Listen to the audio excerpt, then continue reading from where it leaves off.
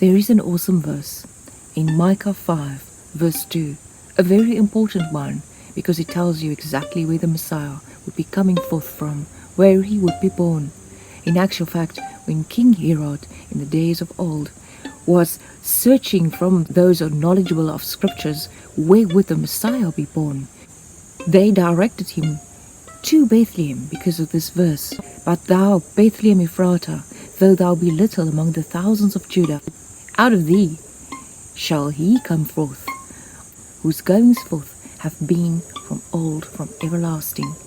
Alright, now that final section of that verse tells you something about the power and identity. And we find that here Micah stipulated that he would be coming forth from Bethlehem, and indeed that is where he was born. But why Bethlehem apart from this prophecy? Because this prophecy holds an incredible key. It explains to you what Jesus would be coming to do and how God's salvation ultimately would work. Because the secret, the encoded message is in Bethlehem Ephratah. Bethlehem ties with the house of the battle and particularly with in the hymn bread, and Ephratah with breaking. So it is the house. House has a root that goes to building, like an escalation. The building escalation of the breaking of bread. The building escalation of the breaking of bread is the key to the Messiah. Jesus explained this. Right before his death, he said that the sign of the bread that is broken, that was given to the people, the sign of the broken bread, Bethlehem Ephratah, that prophesied his body. His body would be broken. He came to die. His whole birth as a testimony of his death therein. That is how the rule in Israel would come forth. In Israel there is a prophecy in the final section of that word. You can hear the Eli, the El, the abbreviated form of the name of God that we meet in Genesis 1, where we find that God is the mighty one, mighty enough to turn the darkness and bring light. By the way, when Jesus fulfilled that physical sign was on the earth. There was darkness while he was on the cross. And when he breathed out his breath, God's salvation by God's breath being breathed out to give life, that darkness was turned.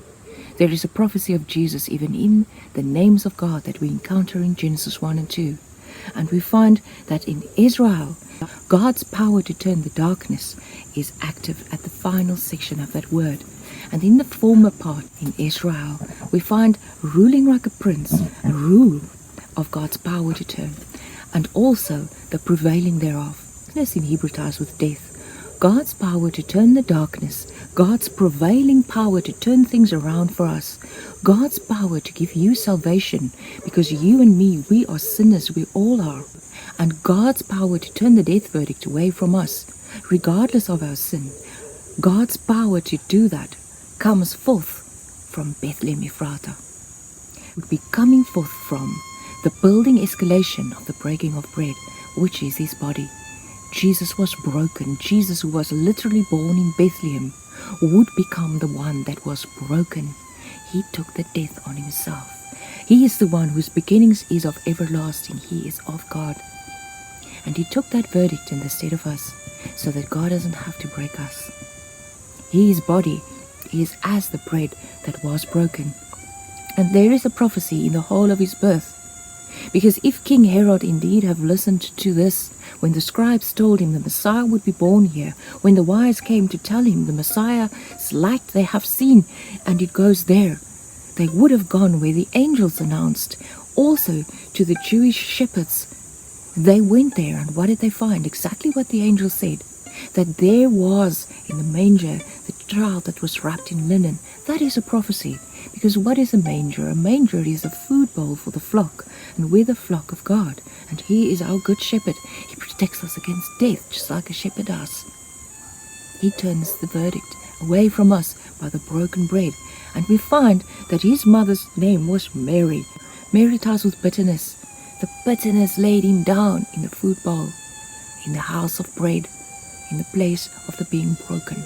Jesus' body was broken like bread, and it was presented to us. It is because of that He has the power to be risen, and he rose. His beginnings have been from everlasting.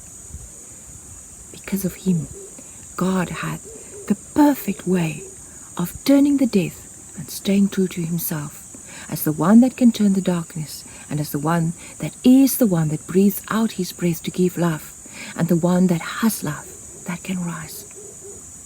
If Herod had listened to this prophecy in Micah, he would have found salvation.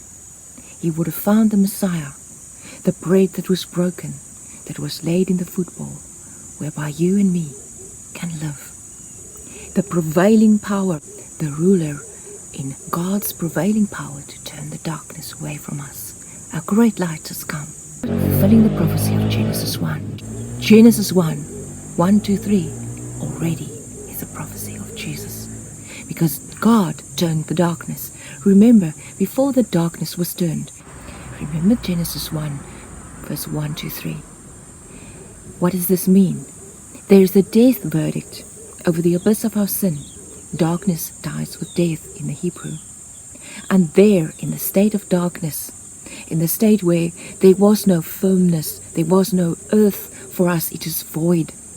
It is in a state of unreality because we cannot stand before God. We cannot exist. We have no firm dwelling because we are guilty and we deserve that darkness, that death. But in the darkness, the Ruach, the Spirit, the breath of God moved and shook over the wasting, over the water starts with wasting. The breath of God moved in the darkness. Jesus hung in darkness on the cross, and his breath shook in the darkness. And the darkness was gone. God said, "Let there be light."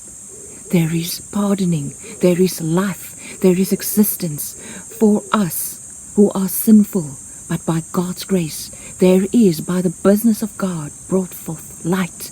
There came a great light, there came a great ruler, whose beginnings is of everlasting, the one that can turn the darkness and bring the light in truth to himself. God fulfilled the death verdict in the stead of us, by the only one that can turn the darkness, by the breather outer of breath, whose beginnings is from everlasting, who was sent to the house of bread, Bethlehem, to the place of being broken, Ephrata, where Mary bitterness laid him down in a food bowl. If Herod had gone and seen and trusted the scriptures, Micah, the prophecy that God has given centuries before, he would have known the Messiah. God is awesome, and he opens his scriptures so that you can go and see and become like a shepherd to minister through the flock. The salvation has come. There is a rule in Israel, in God's power to turn the darkness, that is called Yahushua. God who is, who breathed out his breath, is salvation. Find the birth of Christ in the Bible, in the Old Testament. Micah, God loves you. The testimony of your salvation in Jesus. Share this with everyone you know. Please help make this visible to grace. Together we can reach a vast number of